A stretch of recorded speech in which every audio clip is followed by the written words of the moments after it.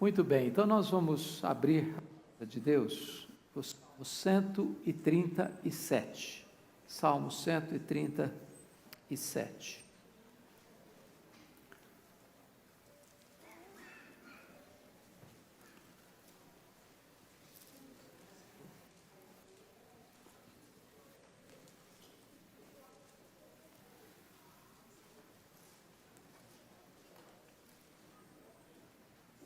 Salmo 137. Se você tem a versão atualizada, como a minha, leia comigo, por gentileza. Salmo 137. Vamos juntos? Às margens dos rios da Babilônia, nós nos assentávamos e chorávamos, lembrando-nos de Sião. Nos salgueiros que lá havia, pendurávamos as nossas harpas, pois aqueles que nos levaram cativos nos pediam canções, e os nossos opressores, que fôssemos alegres, dizendo: entoai-nos alguns dos cânticos de Sião. Como, porém, haveríamos de entoar o canto do Senhor em terra estranha? Se eu de ti me esquecer, ó Jerusalém, que se resseque a minha mão direita, apegue-se-me a língua ao paladar, se me não lembrar de ti, se não proferir eu, Jerusalém, a minha maior alegria.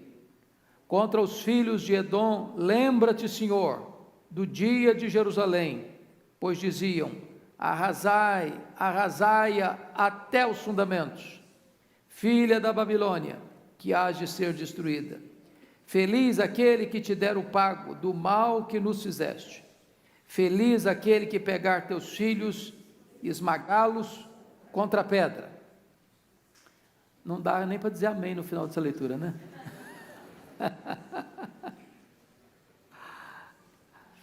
Pois bem, amados, eu gostaria de conversar um pouco com vocês, então, à luz desse texto, talvez até fazendo uma outra abordagem diferente daquela que normalmente nós estamos acostumados a ouvir. Obrigado, viu, Genésio?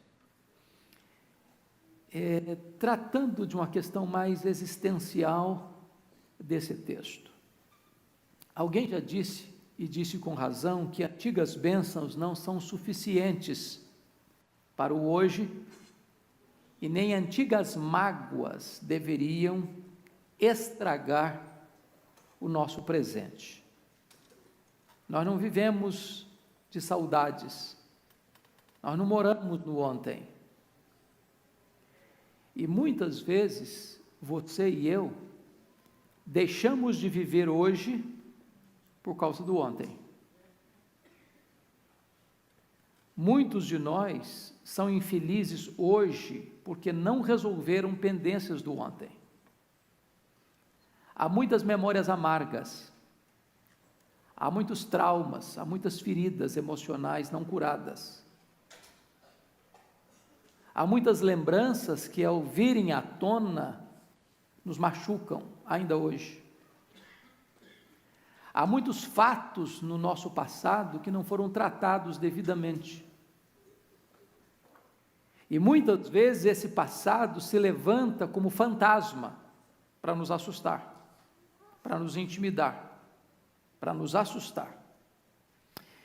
É claro que esse texto está tratando do refluxo do que foi o cativeiro da Babilônia. Vocês se lembram bem desse fato. Era rei de Judá, Ezequias, quando o reino do norte, no ano 722, foi levado para o cativeiro, pela Assíria. O reino do sul, o reino de Judá, ainda permaneceu por mais um tempo, mas não escutou Deus falar, não ouviu os profetas de Deus. Desenvolveram uma espiritualidade mística em relação ao templo, pensando eles: enquanto nós tivermos o templo em Jerusalém, estamos seguros. Chegavam a dizer: templo do Senhor é este, mas apenas para viver os seus pecados. E chegou um momento em que o juízo de Deus veio também sobre Judá, sobre o reino do sul, cuja capital era Jerusalém. E Nabucodonosor, que é o grande rei da Babilônia, cerca Jerusalém, entrincheira Jerusalém. E 3 turnos de cativos foram levados para a Babilônia. Um em 606 a.C., outro em 596 a.C., e finalmente Jerusalém caiu em 586. A cidade foi não só cercada, porque era uma cidade amuralhada, de tal forma que não havia possibilidade de ninguém nem entrar, não havia provisão. Aí o povo começou a morrer de fome, doença, a ponto das mães comerem os corpos de seus próprios filhos mortos dentro dos muros, a ponto de Lamentações de Jeremias afirmar que mais felizes foram os que morreram à espada do que os que morreram de fome dentro dos muros. E quando não havia mais qualquer chance de resistência, quando o povo já estava rendido à sua própria desdita dentro dos muros, Nabucodonosor entrou, destruiu os muros, incendiou o templo de Salomão, que era uma obra magnífica,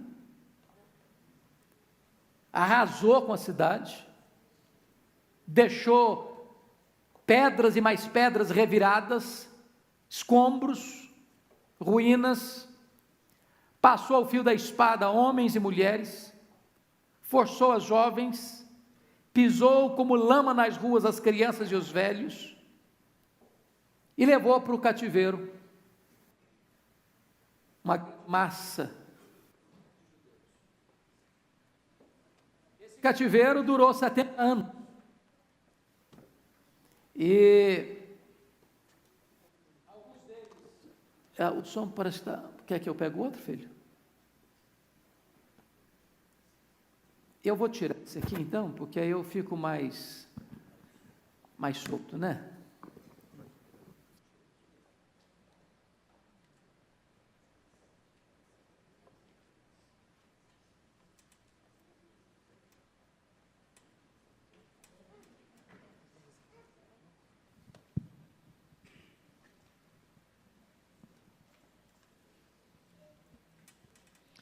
Então eles foram para a Babilônia, ficaram lá 70 anos, oi meu amado, 70 anos, porque Deus havia determinado o tempo, inclusive, de que eles haveriam de ficar lá. E depois que retornam, eles estão olhando pelas lentes do retrovisor, recordando o que aconteceu lá, porque o texto está no passado.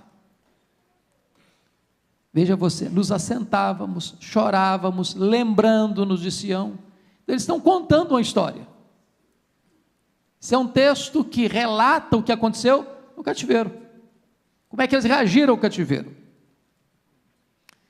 E, certamente, eles estão relembrando um fato doloroso, dramático, terrível. E na nossa vida, irmãos, muitas vezes acontecem fatos terríveis também. Na nossa família acontecem coisas terríveis também, que machucam.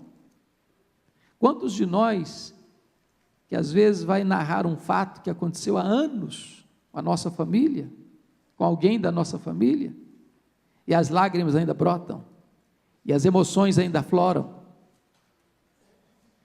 E é isso que eles estão fazendo.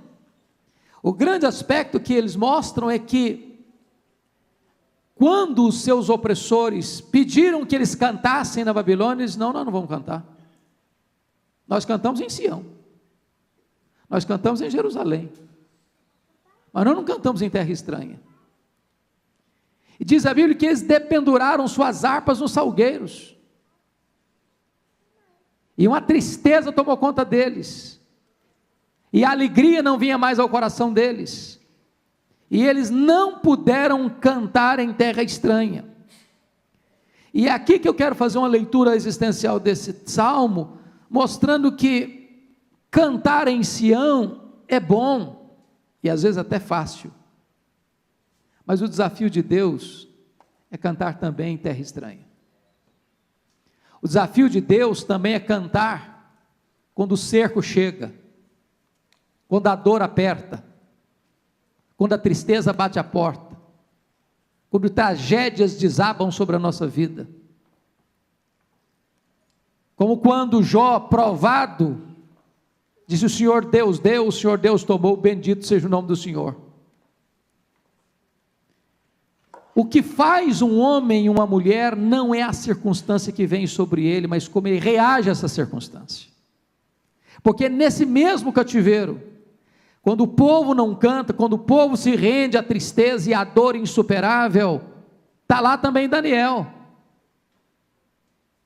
está lá também Mesaque, Sadraque e Abidênego, estão lá também esses 3 homens, e eles têm uma outra reação, e eles resolvem mudar o ambiente onde estão, em vez de ficarem magoados e revoltados onde estão. Eu não sei totalmente o contexto em que você vive, dentro da sua casa, dentro da sua parentela, no seu trabalho, nas suas lides diárias, mas talvez alguns de vocês lidam com situações muito adversas. O que fazer? Lamentar? Parar de cantar? Dependurar as harpas? Só trazer à memória lembranças dolorosas e amargas? Ou você pode reverter isso? Ou você pode cantar no cerco, no aperto, na dor, ou você pode mudar o ambiente onde você está. Então, à luz disso que eu gostaria que você olhasse comigo esta passagem. Primeiro, os judeus estão aqui desistindo de cantar, dependurando suas harpas, por causa de lembranças amargas da crise que viveram. Que lembranças são essas? Com a Bíblia aberta comigo no texto, vamos olhar, por favor. Primeiro, eles enfrentaram a crise da desinstalação, às margens dos rios da Babilônia. Ou seja, eles estão onde não gostariam de estar, onde não planejaram estar, onde não pediram para estar. Eles não estão, eles foram levados, eles não foram arrancados, eles perderam sua terra, sua bandeira, sua liberdade, seu templo, seu ritual religioso, sua cultura. Eles foram tirados à força, arrancados do seu meio, e eles estão desterrados. Olha vocês no verso 3 comigo, quando diz: aqueles que nos levaram cativos, eles se tornaram impotentes para reverter a situação, eles não são donos da agenda deles, estão oprimidos. Olha comigo, por gentileza, o que eles dizem aí, os nossos opressores, eles se sentem oprimidos, achatados e esmagados, sem qualquer recurso, esgotamento total de recursos. E é nesse contexto que a Bíblia diz que eles dependuraram as suas harpas, eles pararam de cantar. Talvez você hoje está onde não gostaria de estar. Talvez você está em São Paulo por circunstâncias, e o pastor Arival constantemente nos ensina e nos ajuda a dizer: você tem que amar esse negócio aqui. Eu nunca esqueço, uma vez perguntei, morava em Vitória, perguntei ao pastor Augusto Nicodemos, que morava aqui, disse: e aí, como é que é morar em São Paulo? Ele disse o seguinte: é uma loucura, mas é bom. Tem hora que eu vou pregar aqui em São Paulo, saio da minha casa, gasto 1h30, 2 horas para chegar onde eu vou pregar aqui dentro de São Paulo. Tem hora que eu murmuro por dentro, às vezes um pouquinho, mas quando eu chego, diz: é bom, é bom.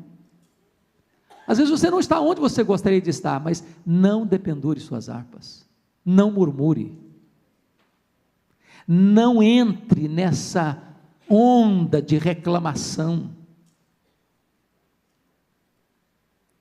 de tristeza crônica.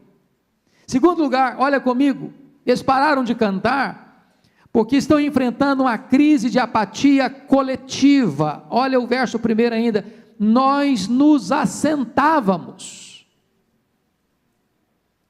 Veja você que é um grupo, sem exceção. Todo mundo está aqui rendido à apatia. E a apatia o que é? É desânimo crônico. O que é a apatia? É a morte da esperança. O que é a apatia? É aceitação passiva da derrota. É a decretação do fracasso. É você dizer o seguinte: não adianta lutar. O que eu tenho que fazer é aceitar naturalmente o que aconteceu. Apatia é apostar que a crise é imutável, que as tragédias são irremediáveis, que nada nem ninguém vai dar um jeito nesse caos. É jogar a toalha, é conformar-se com a derrota. Porque notem vocês que eles não estão assentados ao redor de uma mesa traçando um plano. Eles não estão assentados ao redor de uma mesa pensando, o que vamos fazer? Já que estamos aqui, qual a nossa postura? Qual a nossa atitude? Como é que nós podemos mudar esse cenário? Como é que nós vamos reagir? Não, eles não estão assentados para planejar, eles não estão sentados para planejar o futuro, para pensar no que vão fazer, como vão influenciar a Babilônia, como Daniel pensou. Eles estão assentados, flertando com a miséria, olhando para a direção do nada, achando que não existe nenhuma saída, nenhum retorno. Falta sonho para sonhar no coração deles. Eu pergunto para você hoje, como é que você está reagindo diante de alguns dramas da sua vida? Já entregou os pontos? Já jogou a toalha? Já acha que não tem mais jeito não? Para a sua vida, para o seu casamento, para o seu coração, para a sua família? Você não pode parar de cantar diante das circunstâncias adversas. Terceiro lugar, veja comigo, por que eles pararam de cantar? Terceiro lugar, porque enfrentaram juntos a crise da melancolia. Olha ainda o verso 1. Assentávamos e fazíamos o quê? E chorávamos. Assentávamos e chorávamos. Tem hora que o choro é bom mesmo. Tem hora que chorar faz muito bem. Mas tem hora que chorar, só chorar, significa o seguinte: tem mais jeito não. Tem mais saída não.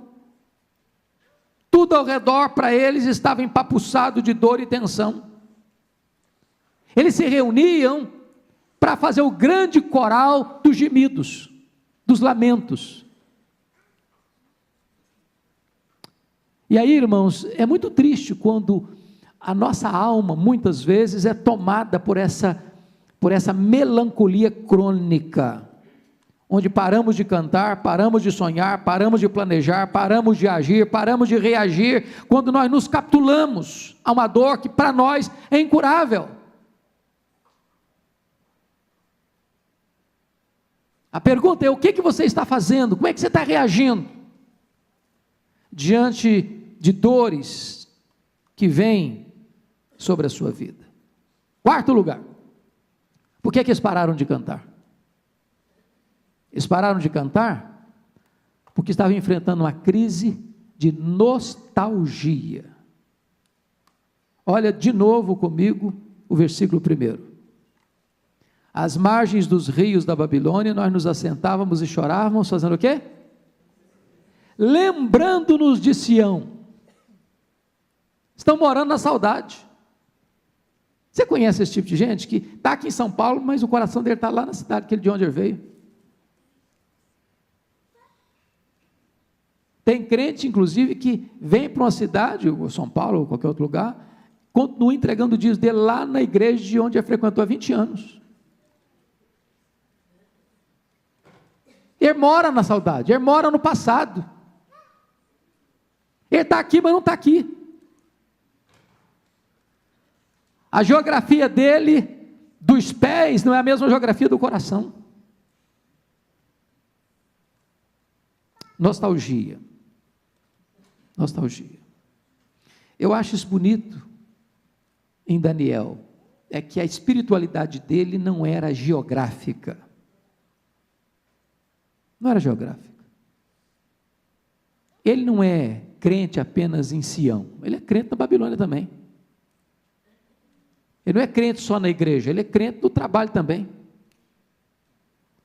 Ele não é um homem cheio do Espírito Santo apenas na hora do louvor, ele também é um homem cheio do Espírito Santo nos enfrentamentos da vida. E essa questão aqui da nostalgia, nos lembrando de Sião, é que eles perderam a oportunidade de influenciar a Babilônia. Quando você lê, por exemplo, é bem verdade que o caso deles aqui, eles estão sendo desterrados, não por um projeto de Deus, como os cristãos primitivos foram desterrados, perseguidos, por causa da sua fé. Eles aqui foram desterrados por causa de quê? Sua desobediência. Mas eles poderiam aproveitar esse momento e dizer, meu Deus, já que nós estamos aqui, nós vamos dar testemunho do teu nome aqui, nós estamos numa terra pagã, nós estamos numa terra politeísta, nós estamos numa terra que não te conhece, nós estamos numa terra que tem outros deuses, então Deus, nós aqui vamos dar testemunho de que tu és o Deus da nossa vida, nós vamos marcar essa terra, nós viemos para cá, então nós vamos influenciar esse lugar aqui, vamos fazer diferença aqui, e que impacto eles poderiam ter produzido naquele grande império mundial. Passaram por lá sem deixar marcas. E a grande pergunta, talvez para você e para mim, é o seguinte: que marca você está deixando na faculdade onde você estuda, na empresa onde você trabalha, no escritório onde você ganha o seu pão diário? Que marca você deixa por onde você passa? Deixar de cantar na crise é negar a fé, é renunciar o testemunho, é viver o projeto da anti-espiritualidade. Mas vamos ver um segundo ponto, irmãos. Desistir de cantar, não apenas por causa das circunstâncias adversas, mas em segundo lugar, eles estão desistindo de cantar por causa da falta de perdão. Falta de perdão. Na vida, irmãos, nós sempre passamos por situações difíceis. Ninguém passa pela vida incólume, livre, imune, vacinado. Ninguém passa pela vida numa estufa. Você blinda seu carro, mas você não blinda seu coração. Você bota alarme na sua casa, mas você não consegue botar alarme na sua alma. Você passa por circunstâncias dificílimas, você e eu passamos. A questão é, quando a situação nos machuca, como é que reagimos a isso? Irmãos, perdão é um negócio complicadíssimo. Porque não perdoar é azedar a alma, é atormentar a vida para o resto da caminhada.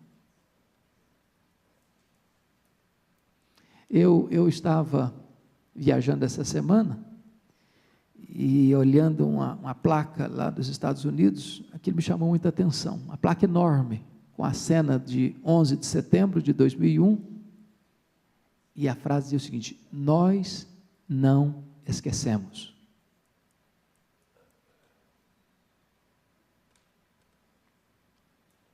É claro que isso tem outra conotação, nós estamos alertas, nós estamos atentos, nós estamos precavidos, mas às vezes nós botamos uma grande placa, um grande outdoor na nossa alma, assim: nós não esquecemos o que nos fizeram,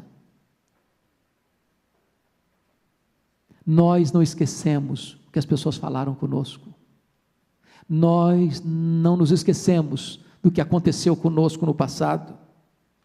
Olha, por favor, versículos 5 a 9, a descrição que ele faz acerca de Jerusalém: se eu me esquecer de ti, ó Jerusalém, que se me resseque a minha mão direita, apegue-se a língua ao paladar. E aí, sobretudo, a partir do verso 7, ele vai trazer uma descrição muito forte da questão de Edom, contra os filhos de Edom. Lembra-te, Senhor, e daqui a pouquinho eu vou tratar melhor isso. Eu não sei se vocês estão lembrados lá do livro de Obadias, que é o menor livro da Bíblia, do Velho Testamento. Quando a Babilônia cercou Jerusalém, muitos judeus tentaram escapar, fugindo pelas brechas dos muros quebrados, e os edomitas lá de cima olhando, e eles iam para as encruzilhadas, gritando: arrasaia, arrasaia, arrasaia, falando para os babilônios arrasar mesmo Jerusalém, e os judeus que tentavam fugir, eles vinham e matavam. Isso ficou registrado no cofre da memória, a mágoa, a dor, o ressentimento, a revolta, o azedume da alma. E agora eles estão pedindo aqui, veja você, verso 7, contra os filhos de Edom, lembra-te, Senhor, do dia de Jerusalém. Ainda estão pedindo para Deus entrar no sentimento de vingança deles, para Deus ser parceiro deles. No verso de número 8, eles profetizam a destruição da Babilônia, filha da Babilônia que há de ser destruída. Feliz aquele que te deu pago, né? Crente não tem essa reação, tem? Você vai me pagar? Feliz aquele que deu pago a você. Você fez comigo, outro vai fazer com você, e um dia que ele fizer, eu vou estar rindo, vou estar muito feliz, vou celebrar a sua ruína. Mas o que ele faz no verso 9 é dramático. Eu vou voltar a esse verso 9, mas olha aí comigo, que tipo de felicidade é essa aqui? Feliz aquele que pegar teus filhos e esmagá-los contra uma pedra. Está com muito ódio, não? Então, eu queria tratar disso com você, do perigo que é você morar no passado. No passado de dor, no passado de injustiça, no passado onde você foi ferido. Porque às vezes, irmãos, é esse passado que não está curado na nossa alma, precisa ser resolvido.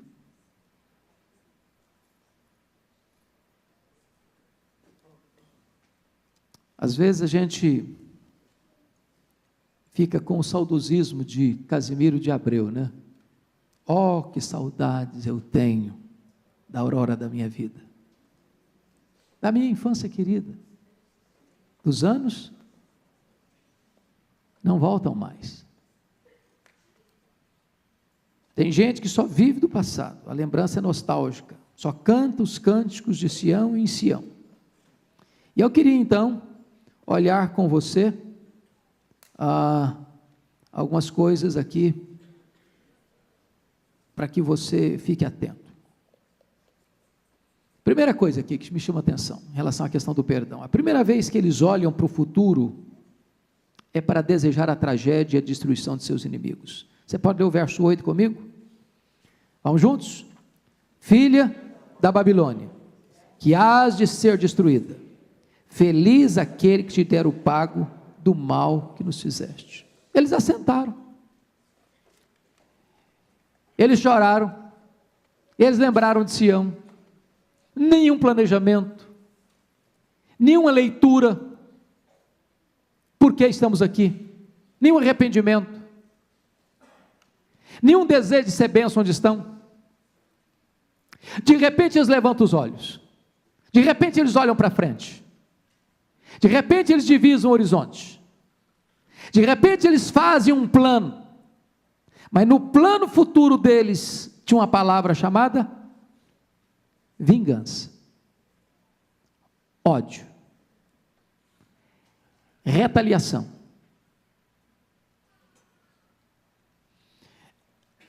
Eles viviam o tempo todo ligados à nostalgia, lembrando Sião. Agora eles olham para o amanhã e fazem do mesmo sócio da tragédia. Eles querem que o amanhã chegue de mãos dadas com o que mata, com o que arrasa, com o que destrói. Na verdade, eles querem um holocausto.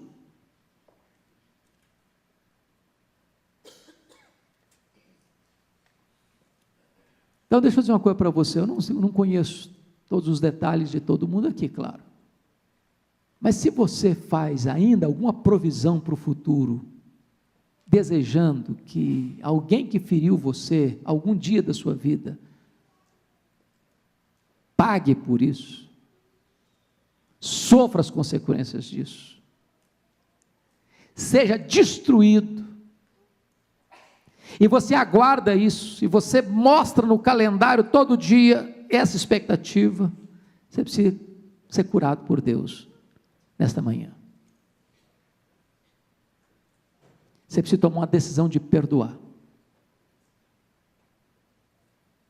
Perdão não é sentimento, perdão é atitude. Atitude. Eu resolvo perdoar. Perdão não tem a ver com justiça, perdão é um ato de misericórdia.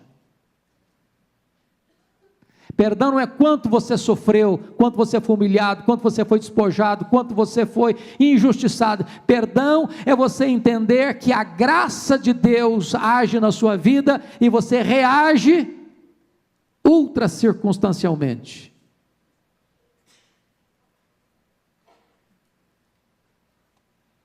Se você perceber, eles profetizam a destruição da Babilônia e não abrem qualquer possibilidade de mudança de arrependimento para a Babilônia. Para eles o caos é irremediável, eles se colocam na contramão de toda a espiritualidade, eles perdem a capacidade de amar e de perdoar. Segundo ponto, eles registram psicologicamente o trágico e vivem presos historicamente a ele. Olha o verso 7 comigo.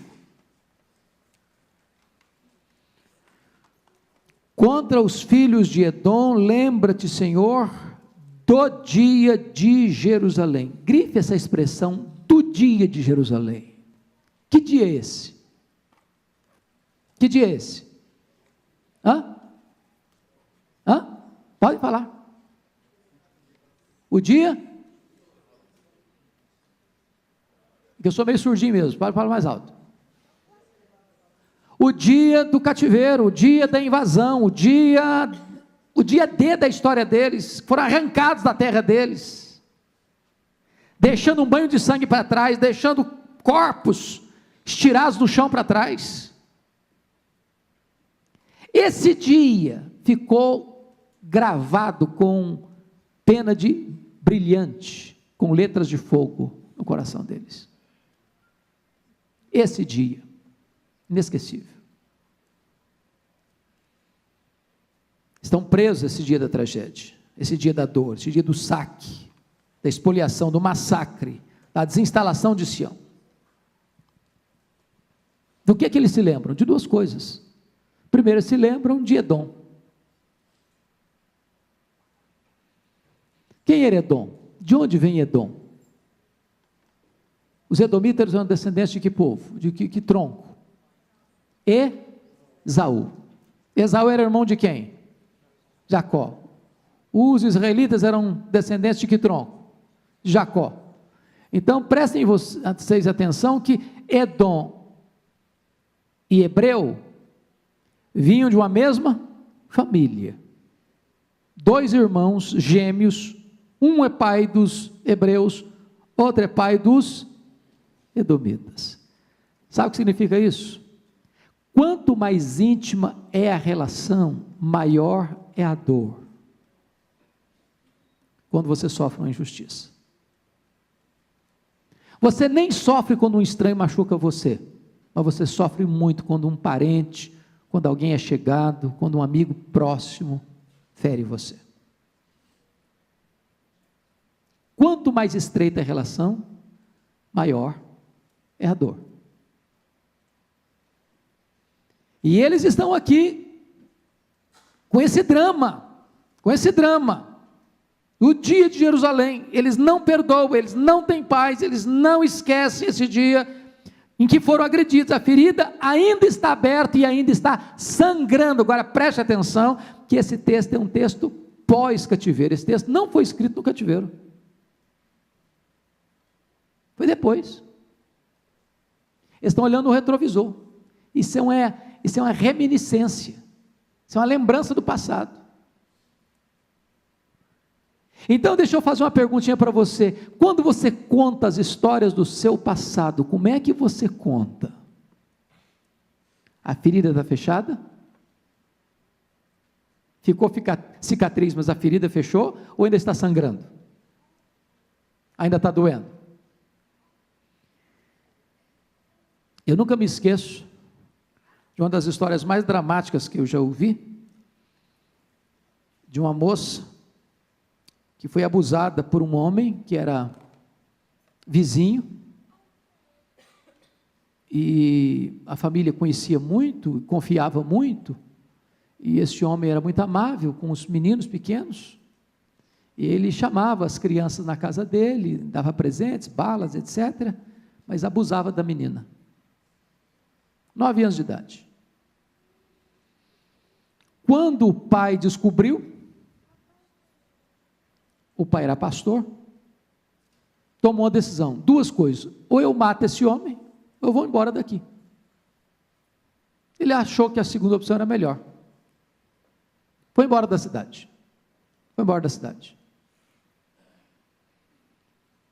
Essa moça preparou-se para o casamento, conheceu uma pessoa, ainda muito machucada e ferida, mas conheceu uma pessoa, e resolveu se casar.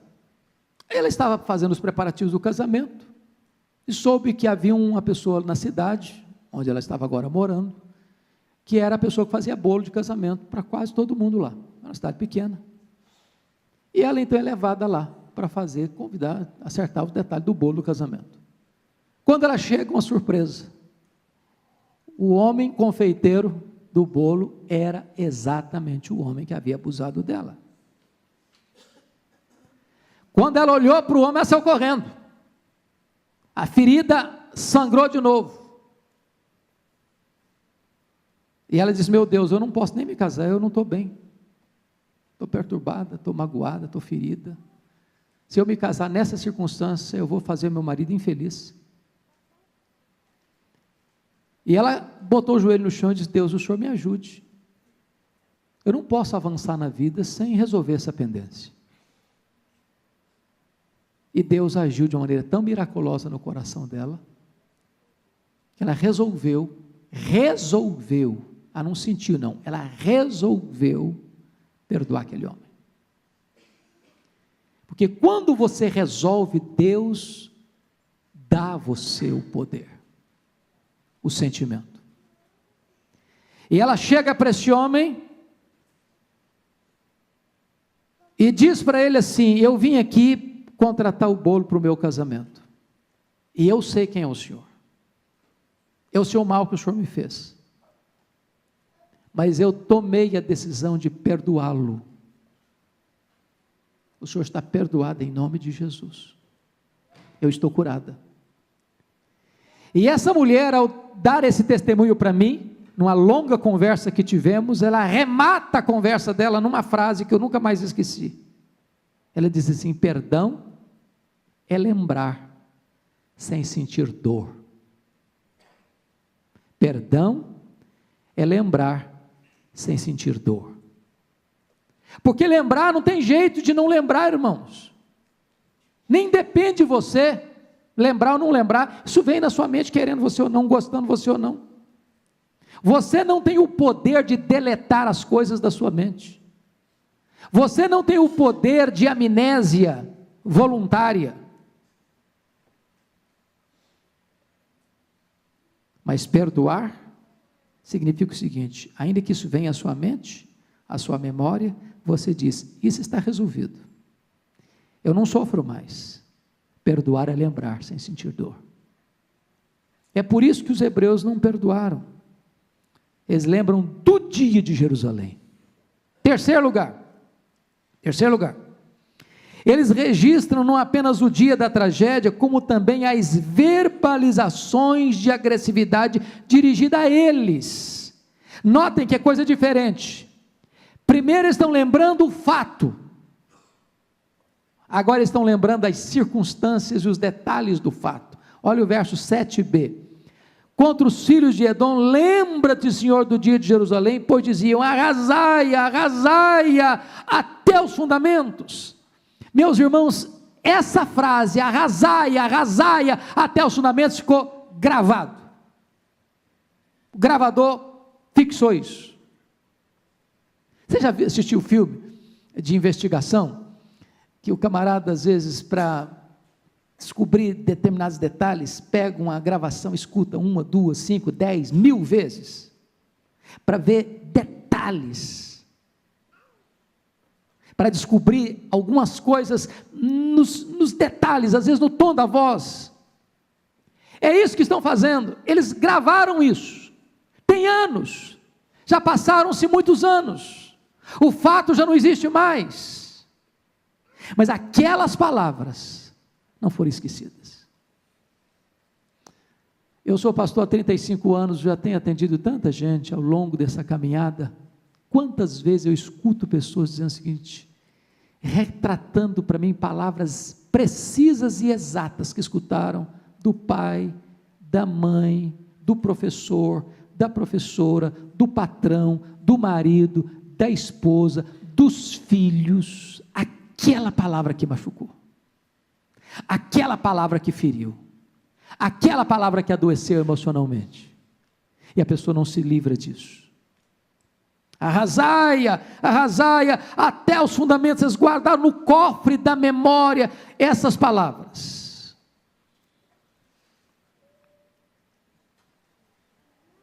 Quarto lugar, eles não perdoam, porque eles acabam tendo um conceito estúpido do que significa ser feliz na vida. Olha comigo, versos 8 e 9, você pode ler comigo 8 e 9, vamos ler juntos de novo?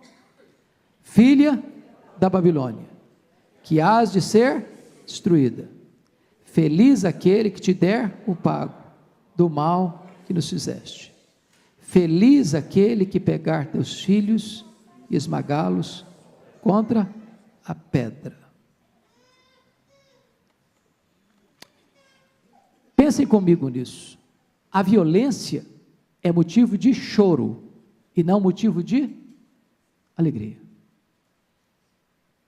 Não combina com a fé cristã feliz e em seguida vingança, morte, tragédia. Isso é uma inversão da espiritualidade cristã. Esses israelitas tornaram-se duros, cáusticos, desumanos, cruéis, iguais aos seus inimigos. Às vezes nós, querendo dar o troco, nos tornamos iguais ou até piores do que aqueles que nos oprimiram. Então vamos ver aqui duas coisas. Primeiro, eles vivem a neurose da vingança, no versículo 8, eles querem vencer o mal com o mal, eles querem pagar o ódio com o ódio, quem odeia, quem não perdoa, claro, não consegue cantar. Por que não consegue cantar? Porque não consegue perdoar, não dá para cantar sem perdão. Feliz aquele que te der o pago do mal que nos fizeste. O que a Bíblia me ensina? Se o teu inimigo tiver fome, dá-lhe de comer. Se tiver sede, dá-lhe de beber. O que você vai fazer com o seu inimigo? Juntar brasas vivas na cabeça dele. Não é água fervendo, não. É brasa viva. É você pedir a Deus em oração, Deus, me dá uma oportunidade de abençoar aquela pessoa. Me dá uma oportunidade de servir aquela pessoa. Me dá uma oportunidade, Deus, de fazer algo surpreendente para aquela pessoa. Segundo, Eles desejam o mal até mesmo contra quem não tinha feito nada contra eles. Olha o versículo 9, por gentileza. Feliz aquele que pegar teus filhos e esmagá-los contra a pedra. Os filhos não tinham feito nada, os que tinham feito eram os pais. Mas o ódio é irracional. O ódio procura destruir até aquele que não fez mal para você. Quem de nós não conhece na história da saga brasileira os crimes de família em tantos redutos dessa nação? O cara vai lá e mata um, aí vai lá e mata o outro. Aí isso não para nunca. E aí começa a perceber o seguinte, que aqueles troncos que foram as causas da inimizade já não importam mais. Importa mais, aí mata filho, mata neto, mata primo, mata isso. É da família, morre. Não faz mais sentido. E aqui estão os servos de Deus, fazendo um pedido, expressando um desejo, manifestando uma vontade, querendo que algo aconteça. Feliz aquele que pegar teus filhos e esmagar a cabeça deles numa pedra.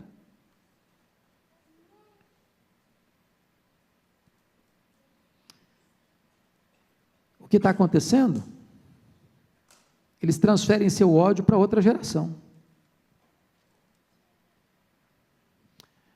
E aqui, irmãos, há uma palavra para nós, para o nosso coração, porque nós vivemos num mundo de injustiça, de violência, de trapaças, de enganos, de tanta coisa, e se você não tomar cuidado, você pode ter fuligem na sua alma, de mágoas, que vão amarrar seus pés. Quinto lugar, por que eles não perdoaram? Eles estão com as harpas dependuradas, sem os cânticos de Sião, cheios de ódio e desejo de vingança, porque tinham uma relação institucional com Deus, e não uma relação pessoal com Deus. Olha comigo os versos 5 e 6, você pode ler em voz alta comigo? Se eu de ti me esquecer, ó Jerusalém, e se resseque a minha mão direita, apegue-se-me a língua ao paladar, se não lembrar de ti, não me lembrar de ti, se não preferirei o Jerusalém a minha maior alegria. Veja você o grande perigo da institucionalização da fé. Tudo tem a ver com Jerusalém e com Sião. A maior alegria deles aqui não é Deus, é a geografia. Não é intimidade com Deus, é Jerusalém, é a cidade, é o terreno. Agora, prestem bem atenção, por que eles foram levados para o cativeiro? Qual a razão pela qual eles foram para o cativeiro? Está lá em Jeremias 7, verso 4. Eles tinham desenvolvido uma relação mística com o templo. Templo do Senhor, templo do Senhor, templo do Senhor é este. E eles foram para o cativeiro, e eles voltaram do cativeiro, e eles estão lembrando o que passou no cativeiro, e a relação deles com Deus ainda continua institucionalizada, e não pessoal.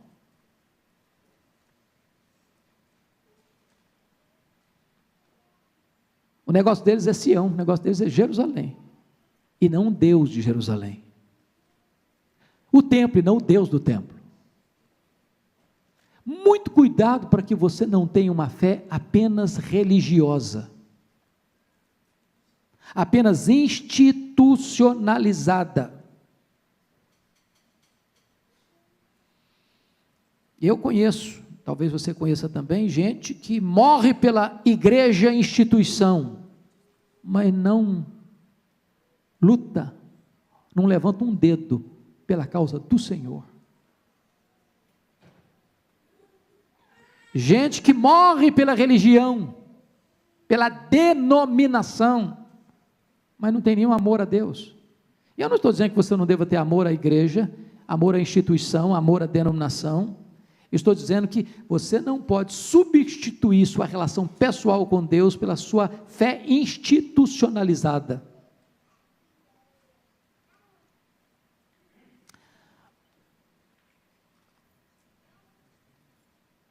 que é que você faz quando alguém age com você de maneira que não é a maneira que você esperava que ele agisse? Na sua visão, uma ação de injustiça, ou de violência, ou de opressão. Dá o troco? Se encolhe? Guarda mágoa? Não fala nada, mas deseja o mal? Guarda bem escondido na manga uma cartada para o dia da fraqueza da pessoa, sei lá, e dar uma esmagada nela? Ou você tem a atitude de perdoar? Ou você reage transcendentalmente? Dentro das lendas brasileiras, há uma que eu acho engraçada, embora eu acho que muito, até fútil, diria. Mas a lição é boa, embora a cena seja fútil.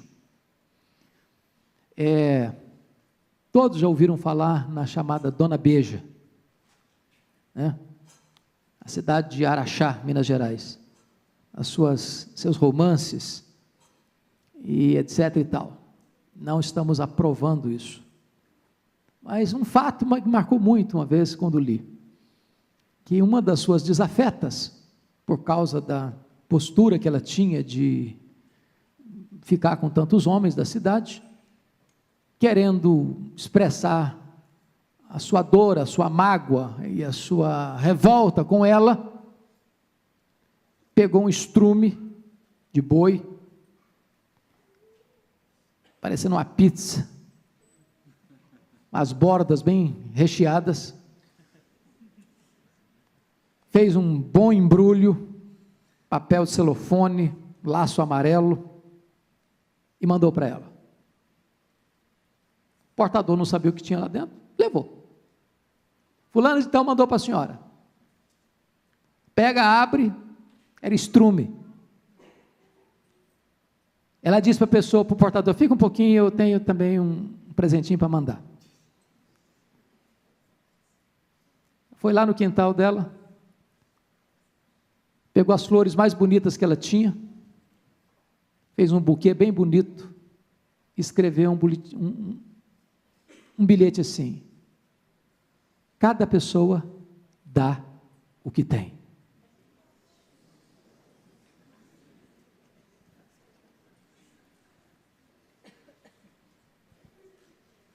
A fonte não é tão boa, mas a lição é.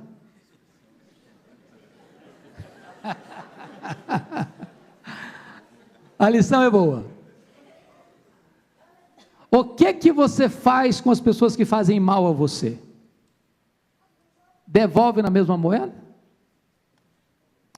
Ou você é capaz de mandar flores para quem feriu você?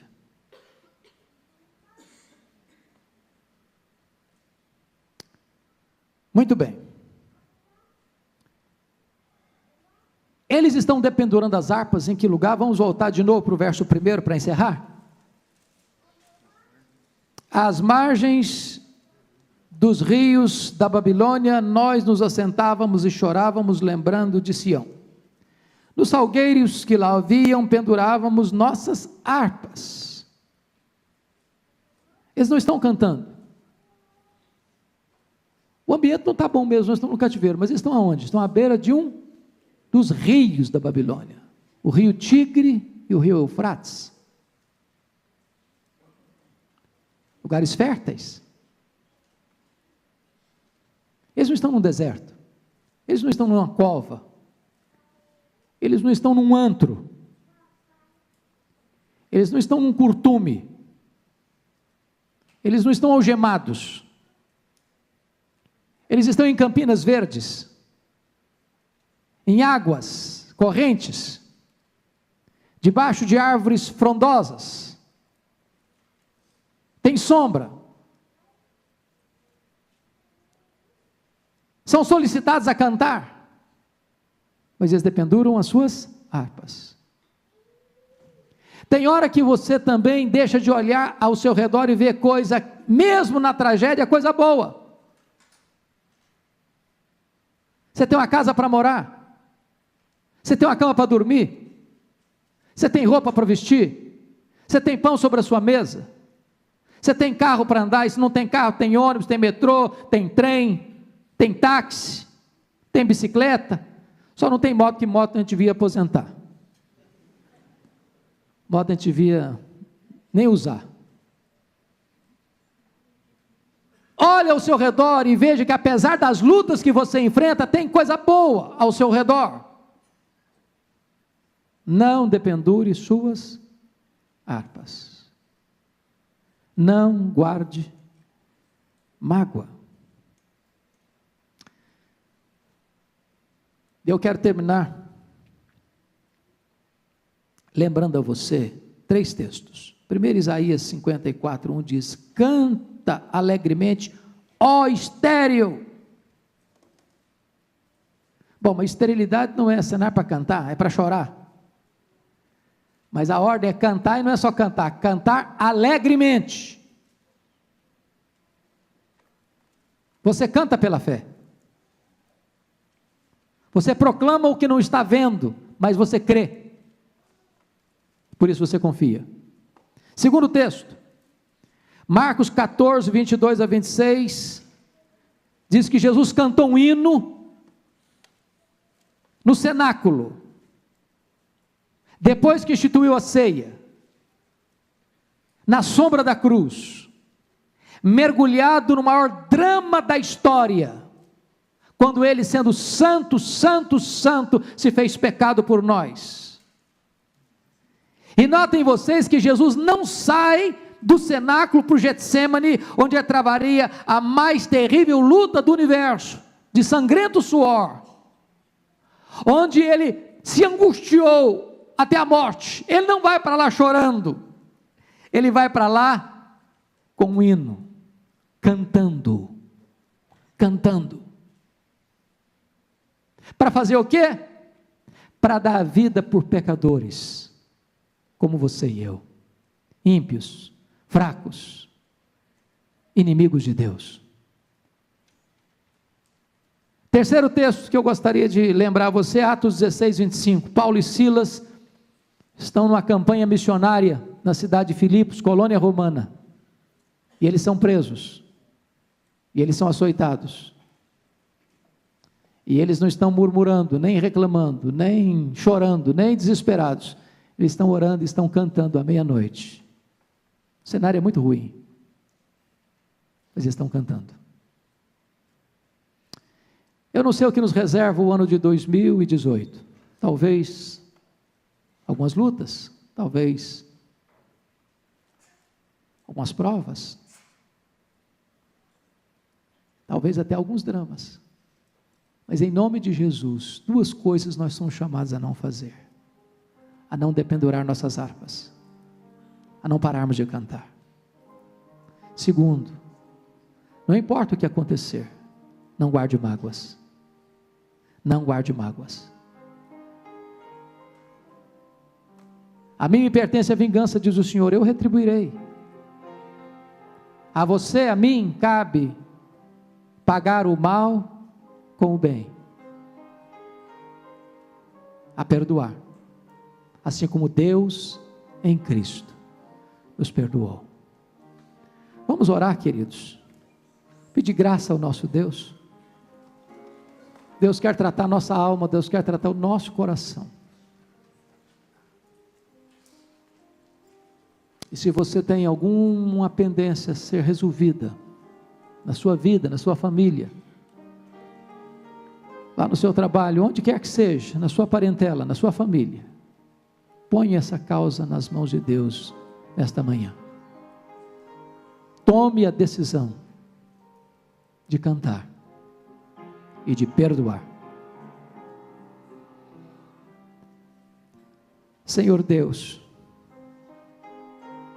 aqui estamos nós, frágeis, limitados, às vezes feridos, machucados pela vida,